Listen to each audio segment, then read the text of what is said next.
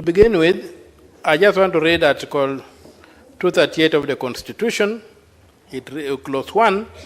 It reads, national security is the protection against internal and external threats to Kenya's territorial integrity and sovereignty, its people, their rights, freedoms, property, peace, stability, and prosperity, and other national interests. Clause 2A says national security is subject to the authority of this Constitution and Parliament. Parliament has the power to investigate this crime. And we have gotten to a point whereby we should form a parliamentary committee of inquiry to be guided by the inquiry. And that committee should get to the ground and call witnesses and unearth this problem. If you look at the Commission of Inquiries Act, it's another guide. If you can ask the president to form the committee, if he can't, Parliament can constitute itself into a committee. When J.M. Kariuki died, Parliament constituted a committee of inquiry, and there's a tradition in this House that we have been able to inquire matters like this. So given the weight of this matter, my submission is that Parliament should investigate this matter. The police have nothing to investigate. Yes, please. Senator Omtata, would you wish to be informed by the Senator for Migori? Yes. You may proceed, Senator Eddy. Mr. Speaker, my brother, Senator Omtata, has called for the formation of, I'm very emotional, Mr. Speaker, you'll forgive me. He has called for a commission of inquiry on the death of a young man when it is a matter of public understanding that there is somebody who has been alleged to have reported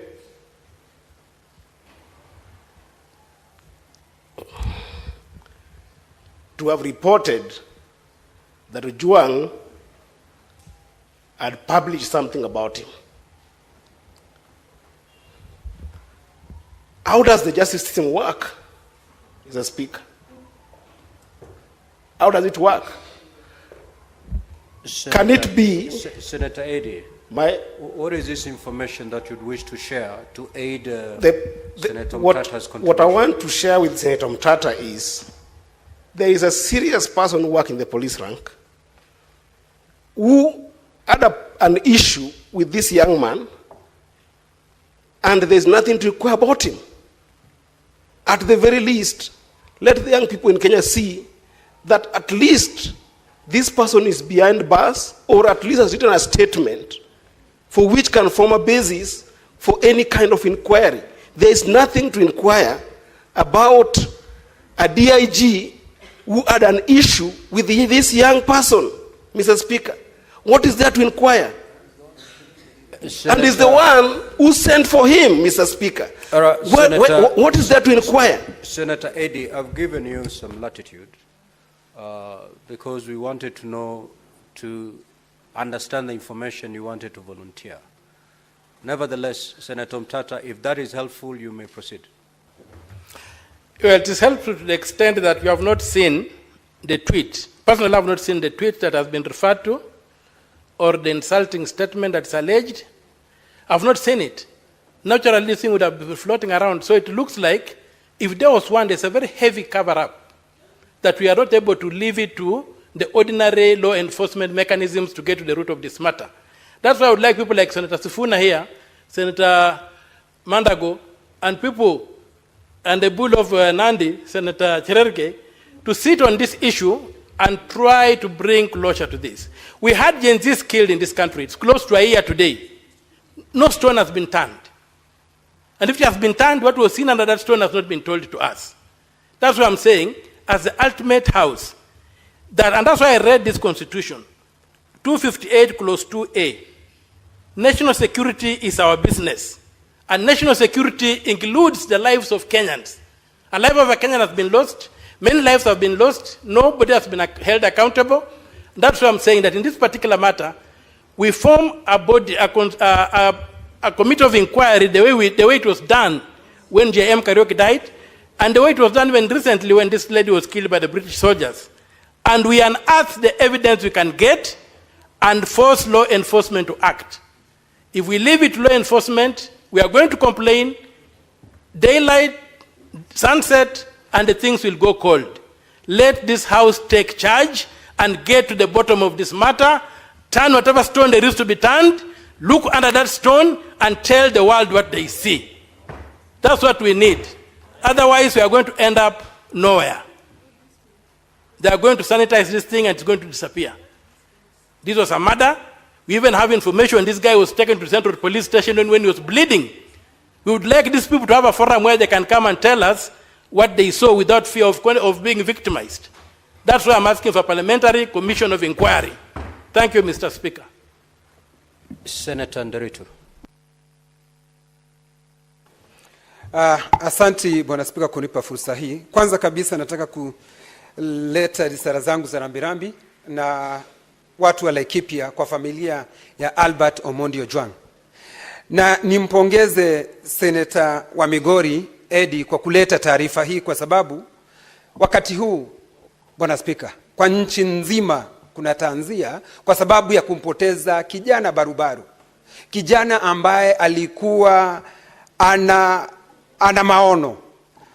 Bwana Spika, na hii imekuwa ni kama kawaida kwa sababu inaonekana watu wanaongea na polisi, maafisa wa usalama wamezoea, watu wataongea watanyamaza. Bwana Spika, anasema hivi kwa sababu kuna taarifa ambayo tungetaka kujua kile ambacho kilimuua padre ambaye anaitwa John Maina Ndegwa wa Boyman. Vile vile taarifa kuhusu padre ambaye anaitwa Alois Cheriot Bet. Lakini Bwana Spika, ikiwa taarifa kama hizo wezi kazipata, wanajua ya kwamba hata huyu kijana ambaye tayari tunaambiwa ya kwamba na maafisa ambao wanatuambiwa kwamba watafanya uchunguzi. Uchunguzi wao wa kwanza walisema ati katika seli Ojwang alijigongesha kwa ukuta. Bwana Spika, huyu Ojwang hakuna mahali kunasemekana alikuwa na ugonjwa wa kifafa ati alianguka. Ni wazi julikane alipokuwa akichukuliwa Homa Bay, maafisa wa usalama walihakikishia wazazi wake ya kwamba ako sawasawa na atapatikana akiwa vile vile. Bwana Spika, alitoka huko akiwa buheri wa afya, lakini ukiangalia ripoti ya upasuaji wa mwili wake inaonyeshana ya kwamba alinyongwa, na vile vile inaonekana ya kwamba alipigwa kichapo cha mbwa kuingia msikitini. Bwana Spika, hii ni aibu kwa maafisa wa usalama kwa sababu wao ndio wamepewa jukumu kulinda mali na maisha ya wananchi. Bwana Spika, sasa inafika kiwango ya kwamba wananchi wanashindwa, wakimbilie majambazi? Hapana. Wakimbilie polisi? Hapana. Kwa sababu Bwana Spika, Inspector General wa polisi anapaswa kuitwa hapa aelezee kinaga ubaga. Naye naibu wa Inspector General wa polisi ambaye anatuhumiwa ya kwamba haya mambo yametendeka kwake, Bwana Spika, anapaswa kuwa amejiuzulu. Na si hiyo peke yake Bwana Spika, samaki anaanza kuoza kutoka kwa kichwa. Waziri wa usalama Kipchumba Murkomen anapaswa akija hapa kesho atuelezee vizuri, na akishindwa kueleza Bwana Spika ajiuzulu, kwa sababu yeye ndio tunategemea, yeye ndio tumepatia lile jukumu akiwa kama waziri. Nataka kuwashukuru vijana hapa Edi, na shukuru majority leader ama kiongozi wa Senator Asige. Thank you, Speaker. In June of 2024, the streets were the crime scene during the Gen Z protests. Now young people are being executed in a new place. It seems that police stations have become the new crime scene. And I, as I proceed, want to call for the IG and his deputy, who have had far too many extrajudicial killings under their belt in just 1 year, fired with immediate effect. Mr. Speaker, because there are too many rights that have been violated through the death and the killing of Albert, 26, 28, and 29, and other articles of the Constitution. Why was Albert Ojwang arrested without a warrant or a clear explanation of the charges contrary to Article 49? Why was he transferred over 350 kilometers from Homa Bay to Nairobi instead of being processed locally? On what basis was he even detained in Nairobi? Why was his safety not guaranteed while in police custody as mandated by Section 59 of the National Police Service Act? And if the allegations of corruption that he made were worth killing him, then why isn't this precisely what we're investigating? Because only a hit dog hollers. DCI should not be seen anywhere near this investigation, Speaker. A judgment by Justice Mugambi on the 9th of May 2025 clarified that only IPOA has the mandate to investigate deaths and injuries caused by police officers who are on duty or occur in custody. Not DCI, not any other department of the police. Also, the Security Services Laws Amendment was introduced in Parliament to expand IPOA's oversight powers and give it more teeth, not just recommendations, but actually allow them to make arrests. But the National Assembly has blocked this bill. We know that. They say that it doesn't concern counties, thereby stalling its legislative process in this Senate, and therefore obstructing real justice. We have to fight as a Senate to bring that bill. Dead people don't tell tales, Speaker, but the collective voice of Kenyans demands that this tale be told and justice be served immediately. I thank you. Senator Kisang. Thank you, Honorable Speaker. Honorable Speaker, I also joined my colleagues to condemn the killing of Albert Ojwang, Honorable Speaker. Honorable Speaker, this is a young man who was teaching. In fact, I want to send condolences to the people of Homa Bay, the people of Taita Taveta, because he was a teacher there, Honorable Speaker, and the only child. So it's unfortunate that he had to die in a police cell. I don't know if the police don't know that there is a law that was passed 2019 called Computer Misuse and Cybercrime Act, that if anybody abuses you in the social media, you report, take them to court, and charge them. So there was no need to kill this innocent young man, Honorable Speaker.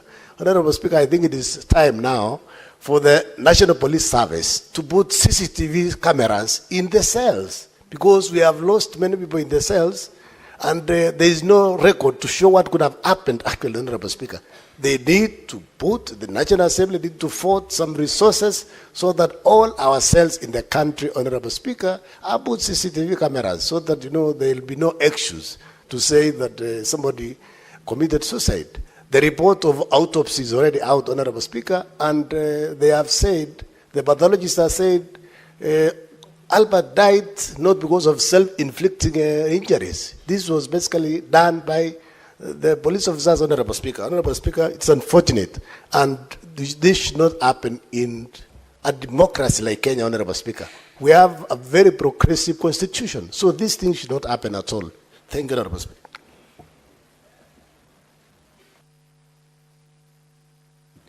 Senator Dulo.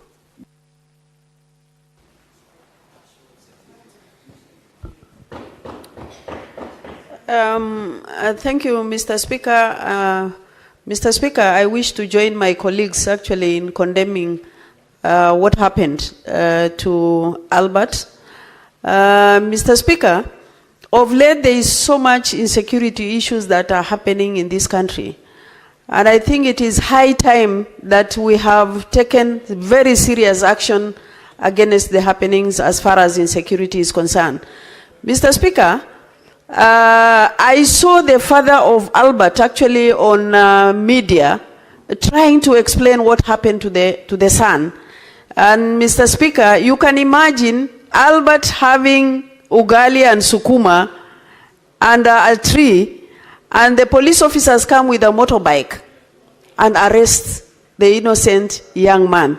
Mr. Speaker, if he was guilty, and I was actually hearing the father, he was saying the wife and the child were also seated there. He didn't even finish actually eating his ugali. Mr. Speaker, we should not allow loss of life in our country. This is happening. There are gangs all over actually recruited by so many people in this country, especially the politicians, Mr. Speaker. Yesterday, when this matter came up, so many of my colleagues came to me and said that we must summon IG to come and explain this matter to us. Mr. Speaker, we managed to summon, to ask IG to come and explain on this matter this morning, 11 o'clock. But unfortunately, it didn't work out, Mr. Speaker. National Assembly has requested IG to appear before them on Thursday morning at 10 o'clock. And they have requested also Senate to appear before Senate on Thursday midday.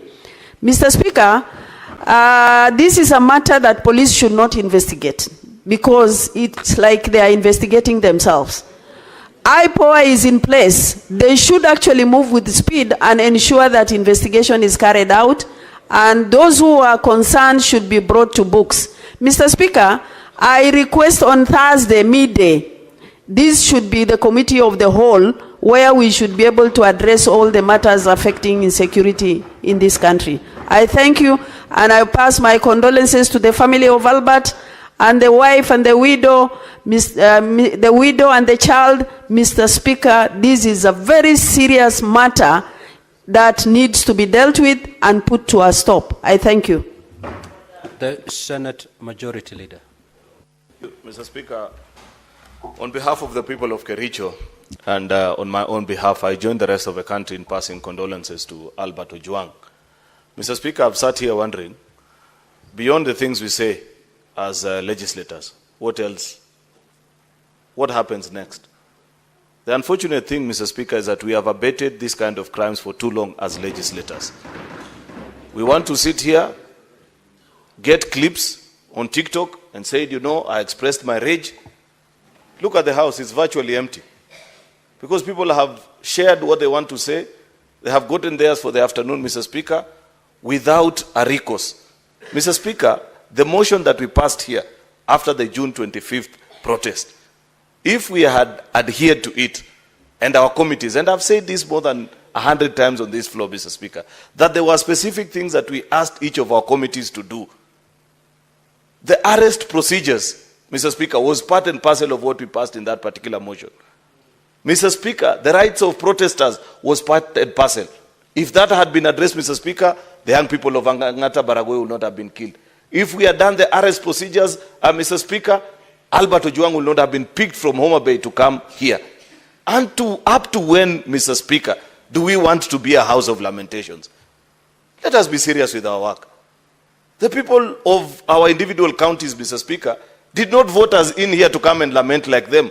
We should be embarrassed. This is not a matter that we should even be addressing, Mr. Speaker, because we know for a fact that we have the power. If you, as a member of parliament, whine, what do you expect young people to do, Mr. Speaker? I want to urge ourselves that for once, let us take our duty seriously. Let us ask our committee on security to lead us into a conversation.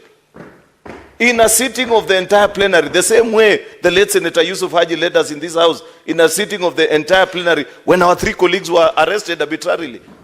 But our Speaker, let us stop this hypocrisy of just speaking and going home. People are disappointed in our actions. I expect that Professor Ojenda, that you serve as a vice chair of this security committee, together with Senator Fatuma Dulo. You want us to speak about these issues until when? Surely, can't we lead the country into making the right decisions on how to handle protesters, how to handle arrested people, how IPOA, Mr. Speaker, can do their job without being interfered with, Mr. Speaker? Because last month they told us they are investigating those who kill people in Angata Baragoi. To date, we don't know who it is. How difficult is it to tell the country, even just to know, who are these officers that went for Albert in Homa Bay? Up to now, we don't know who they are. Yet when none of our own died, Mr. Speaker, we were being given a blow-by-blow explanation hour by hour. The life of Albert Ojwang is more important